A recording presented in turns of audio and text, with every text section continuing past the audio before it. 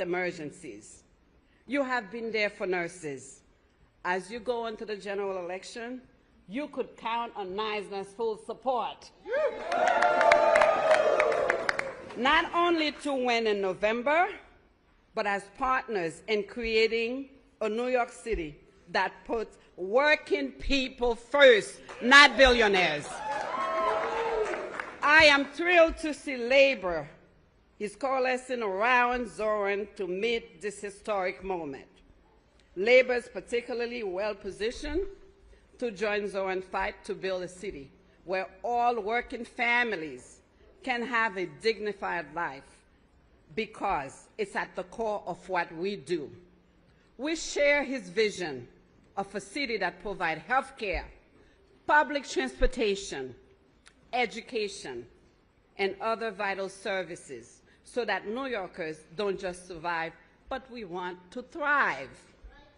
Zohran, you will be the mayor that we could count on to join a picket line and to be on the side of the workers in every fight. He has already shown he could lead with grace, humility, and effectiveness, even in the face of baseless attack on his faith and his immigration background. As an immigrant from Haiti, I know all too well what it's like to face discrimination, stereotypes, race and racist attacks for being a leader in the public eye. So let me say, labor is united with Zohran against any form of bigotry in our movement, whether it's anti-Semitism, racism, or xenophobia. And we certainly won't tolerate Islamophobia against a future mayor either. That's right. We will not tolerate Islamophobia. We will go to bat for him the same way we go to bat for our members, because we believe in his unifying message of delivering a life of dignity for working people of this city. We believe in equity. We believe in solidarity. An injury to one is an injury to all. For too long, corporate interests and billionaires have had an outside influence in our election, our labor laws, and our public budget. Just look at the big, ugly bill Senate that passed yesterday. That bill, yes, is a windfall for billionaires and a disaster for working people that will decimate essential programs such as Medicaid, affecting millions of New Yorkers. Now more than ever, we need a mayor who will stand up and fight back. And I believe we have that mayor in Zohran Mamdani. And Zohran, Zohran, Zohran, Zohran, Zohran, Zohran, Zohran, Zohran. Thank you for your solidarity. Thank you, and solidarity forever. We're with you. Power! Power! Power! Power! So we have one more speaker before we get to the main attraction. Brendan Griffith, acting president of the New York City CLC. Thank you very much. Good morning, everybody. Afternoon, everybody. Hello, everybody. My name is Brendan Griffith, and I am with the New York City Central Labor Council, AFL-CIO, and I feel compelled to remind everyone here of a very simple fact, and that is that New York is a union town. And I know we are surrounded by tremendous unions and tremendous workers. Is Neisner in the house? Yeah! Is 32BJ in the house? Yeah! Is HTC in the house? Yeah! At the Central Labor Council, we are proud to represent 300 unions and over 1 million union members in the 5 boroughs of New York City. And we are tremendously proud to support the Democratic nominee for mayor of the city of New York, Zohran Mamdani. The support for Zohran is based on a lot of different things, a lot of different policies that have been explained by the previous speakers. But one thing I do want to point out that is tremendously important is that Zohran speaks the language of workers. And that is not a difficult language to learn, yet too many in power don't know how to talk to workers. And what we have seen throughout this campaign is that the politics of division don't work.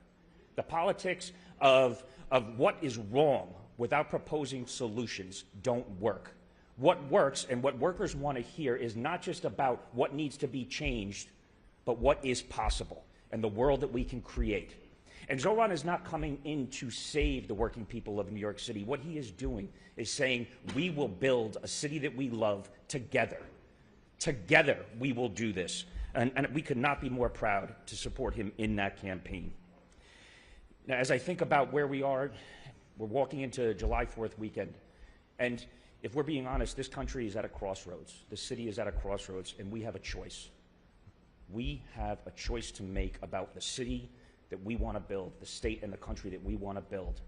And Zohran is the choice that we want to make. So what I know, what we all know, is that union members do a lot of different things to make New York City what it is. But what we really all do best is go to work. So through November, we are adding some responsibilities to our workload. And that is each and every day, we are going to go to work to make sure that Zohran gets elected the mayor of the city of New York. Thank you so much, everyone. Thank you, Zohran, for all that you do.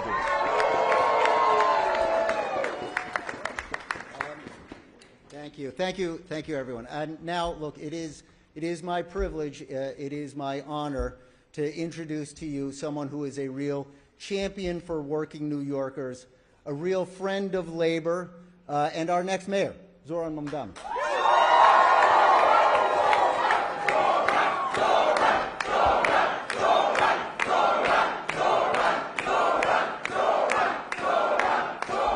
Thank you. Thank you. Thank you all so much.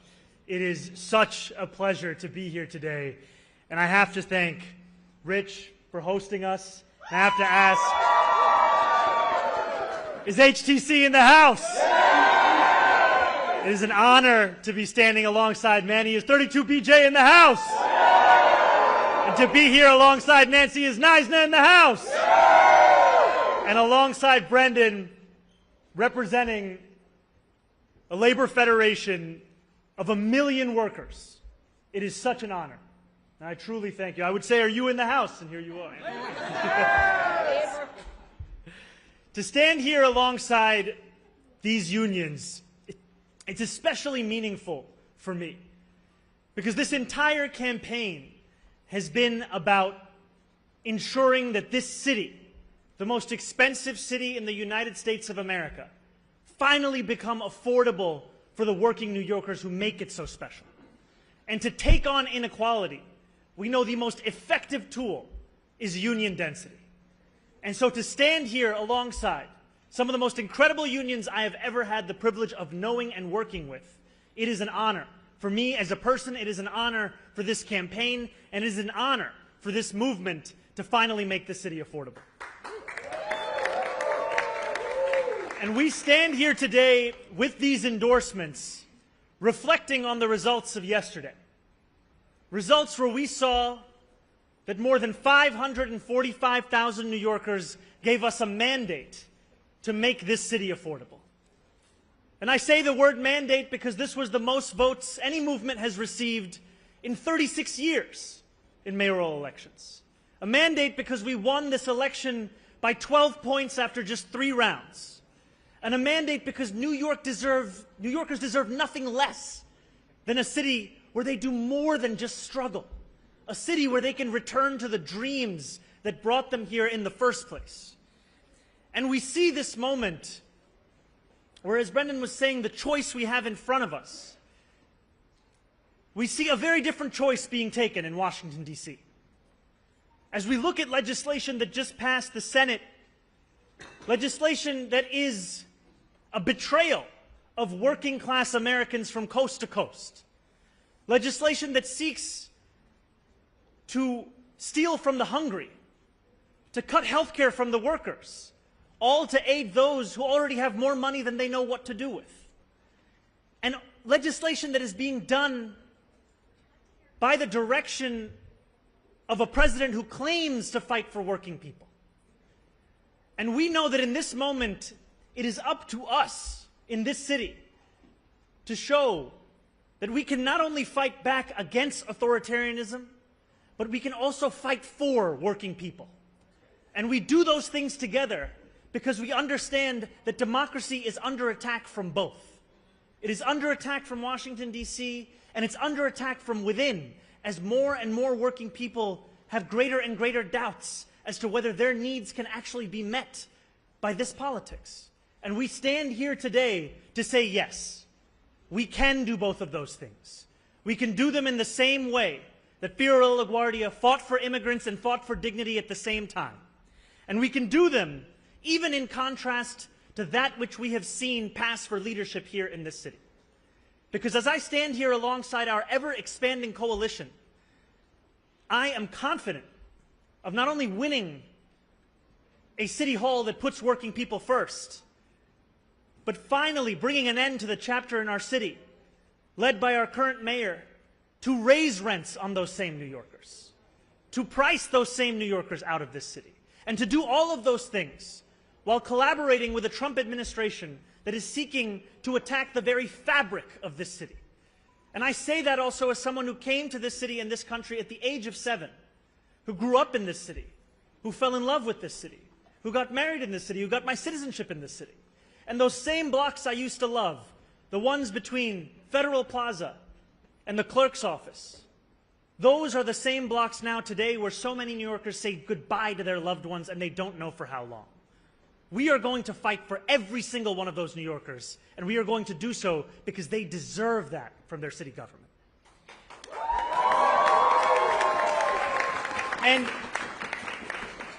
And in this moment, New Yorkers deserve a leader that will continue to look forward, will continue to expand this coalition, will never be satisfied with the idea of winning an election, but rather leading a city.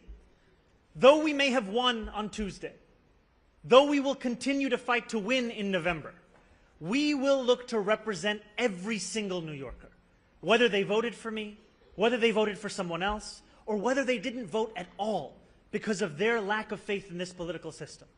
I will be your leader, and I will lead you to a city that you can afford, a city that you will be safe in, and a city that will finally show what politics can look like, and that it can be more than just a mirror of what we see in D.C., and it can instead build on the incredible accomplishments and achievements of organized labor for so many years in this city, and there's no greater partner in doing so than these incredible unions today. Thank you so much.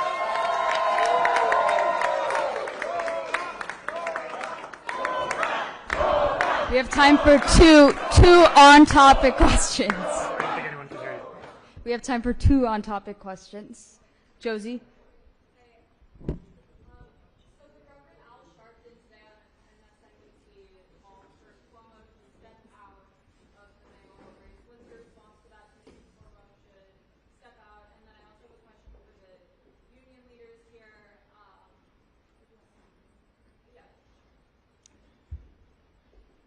You know, I appreciated when Andrew Cuomo called me last Tuesday evening and conceded this race.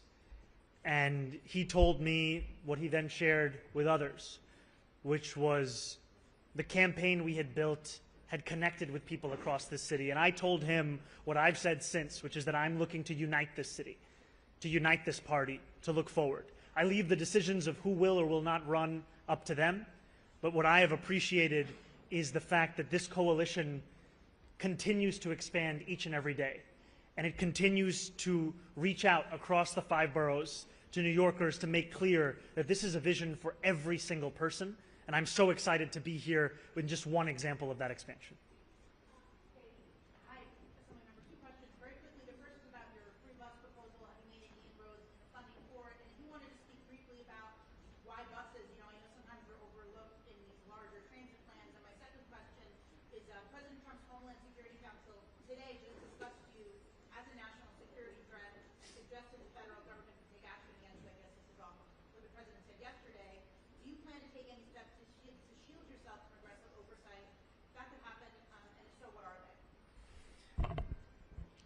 So I'll start with the buses. You know, a few years ago, my then Chief of Staff, now Campaign Manager, L. Bisgard Church, and I started a listening tour with transit experts, advocates, and the MTA itself.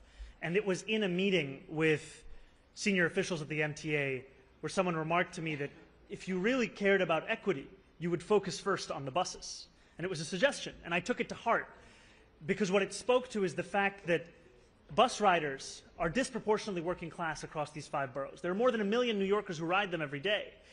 And these are the slowest buses in the country. When I am late and I'm getting off of the train and I'm walking up the steps, I'm walking faster than that bus. The average speed is 8 miles an hour. In parts of Manhattan, it's lower than 6. And what New Yorkers deserve is a way to get around this city that makes sense. And they deserve a system that is reliable, that is safe, that is efficient. And as an assembly member who, alongside the Deputy Majority Leader Mike Gianaris in the state Senate, won the first fare-free bus pilot, we saw that in making a bus free, it wasn't just economic relief. It was that ridership then went up by up to 38%. It was public safety, as assaults on bus drivers went down by 38.9%. And it was also a question of the environmental impacts, as 11% of new riders got out of a car or a taxi and got onto the bus. One of the many things that makes me proud to be a New Yorker is public transit. And as I speak to New Yorkers across the 5 boroughs, I hear their desire for world-class public transit. And to make a bus free is to take one significant step towards that. And I'm excited to work with Governor Hochul, who has been laser focused on the question of affordability, and with the MTA in identifying the revenue that will pay for this and in actually bringing it into effect such that every New Yorker can benefit from what we already saw those 5 routes bring about. Yesterday, Donald Trump said that I should be arrested. He said that I should be deported. He said that I should be denaturalized. And he said those things about me, someone who stands to be the first immigrant mayor of this city in generations, someone who would also be the first Muslim and the first South Asian mayor in this city's history. Less so because of who I am, because of where I come from, because of how I look or how I speak, and more so because he wants to distract from what I fight for. I fight for working people. I fight for the very people that have been priced out of this city, and I fight for the same people that he said he was fighting for. This is the same president who ran on a campaign of cheaper groceries, who ran on a campaign about easing a suffocating cost of living crisis. And ultimately, it is easier for him to fan the flames of division than to acknowledge the ways in which he has betrayed those working class Americans, not just in this city, but across this country, and the ways in which he continues to betray them. Because we know that he would rather speak about me than speak about the legislation that he is shepherding through Washington, D.C. Legislation that will quite literally take health care away from Americans. Legislation that will steal food from the hungry. Legislation that looks to build upon one of the largest transfers of wealth we've seen in recent history in his first administration and do it once again for the very Americans who already have enough. We should be fighting for those that do not have what they need to live a dignified life. That is what I will do, and I am thankful to have the protection and to have the support of so many New Yorkers who have stood up and said how unacceptable this is, including our governor, including members of the labor movement. And ultimately, what I fear for is that if this is what Donald Trump and his administration feel comfortable about saying about the Democratic nominee for the mayor of New York City, imagine what they feel comfortable saying and doing about immigrants whose names they don't even know. He's a convicted felon.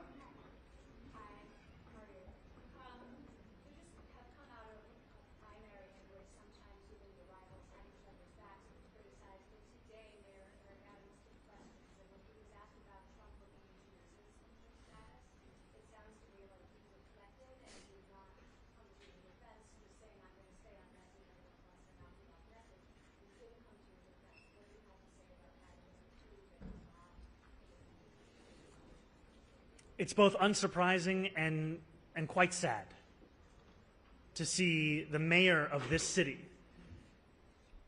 the same city where 40% of New Yorkers were born elsewhere, find it beyond himself to defend the very citizenship of someone running for that position. I do not need Eric Adams to agree with me. But to have this be beyond the pale, it showcases the ways in which he has sacrificed the city and all that we stand for in the interests of himself. And this is part and parcel of the way in which he has responded to these very attacks. I had a Republican city council member call for me to be deported. The mayor refused to denounce that as well. And what concerns me is that we know that these are threats that invite further threats by others. I have received death threats on myself, on my family, and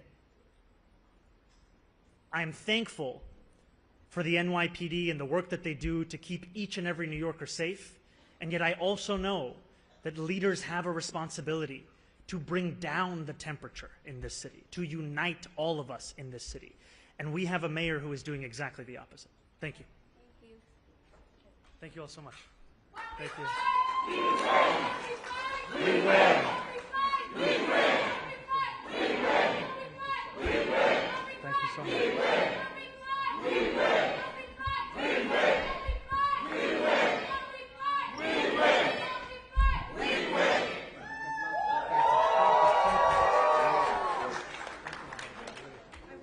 Let's get a photo. We can get a photo. I'm right here. Oh, yes. Let me see you. Can I get one? Yes, everybody can get a picture. When you're done, yeah. Come on, Nick.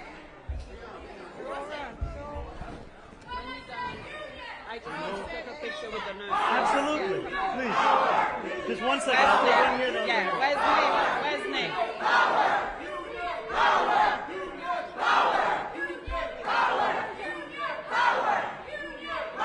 Thank you so much, Nancy. Thank you.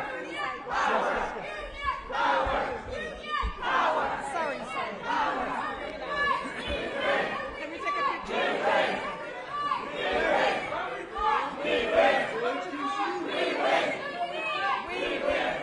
Yes, you can. Here, I got you. We're going to do it like this. We got to reverse this.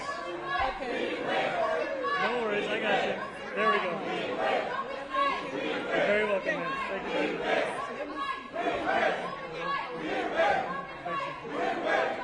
Thank you. Thank you, man. CB2. Oh, amazing. Here, we got to do this one. I spoke to Hassan. Yes. I got to do this one now. Can I get one? Take one. Everybody can get one. Everybody can. Take one for me. Take one. Whatever. Yeah. I don't know. Take I'll do it for you. I'll do it for you. Thank you. We do a selfie. There you go, man.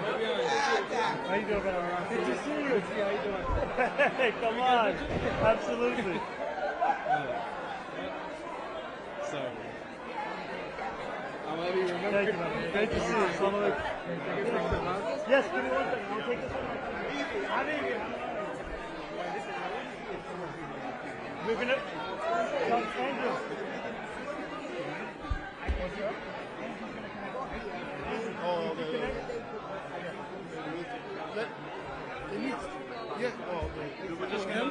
We're just gonna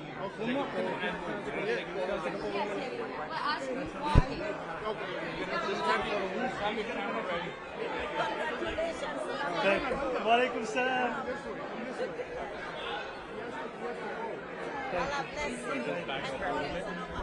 Thank you. Okay. Hey, how's it going, guys? I'll be back. Let's take a quick photo together, all of us. There we go. Do you mind if we take a photo for the union? 32 BJ? Here we Okay. go. I'll take it for you. There you go. Thank you so much. Yes.